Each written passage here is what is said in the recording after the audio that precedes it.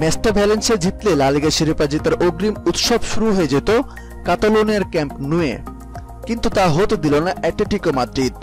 তবে ভ্যালেন্সিয়াকে ৩-২ গোলে হারাতে বেশ ঘাম ঝরাতে হয়েছে দিয়েগো সিমিওনের শিষ্যদের। রাতে ওয়ান্ডা মেট্রোপলিটন স্টেডিয়ামে দারুণ রোমাঞ্চকর ম্যাচ উপহার দিয়েছে অ্যাটলেটিকো ও ভ্যালেন্সিয়া। ম্যাচটা মাদ্রিদের দলটি হেরে বসলেই ১১ বছরে ৮ম শিরোপা জয় নিশ্চিত হতো বার্সার, কিন্তু উল্টা ম্যাচটা জিতে ৩৪ ম্যাচে ৭১ পয়েন্ট হলো তাদের। শীর্ষে থাকা বার্সার চেয়ে ৯ পয়েন্ট কম। তবে আগামী শনিবার রাতে ঘরে মাঠে লেভান্তেকে হারাতে পারলেই শিরোপা জয় উদযাপন করতে পারবেন লিওনেল মেসিরা।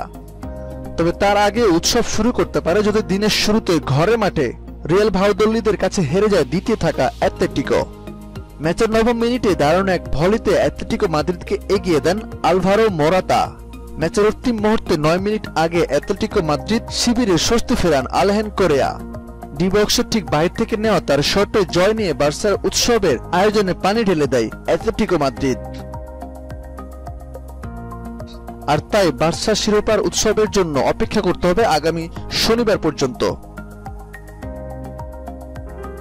খেলা জগতের সব ইম্পর্টেন্ট খবরগুলো পেতে আমাদের চ্যানেলটি সাবস্ক্রাইব করে পাশে থাকা বেল আইকনটি বাজিয়ে দিন। ধন্যবাদ।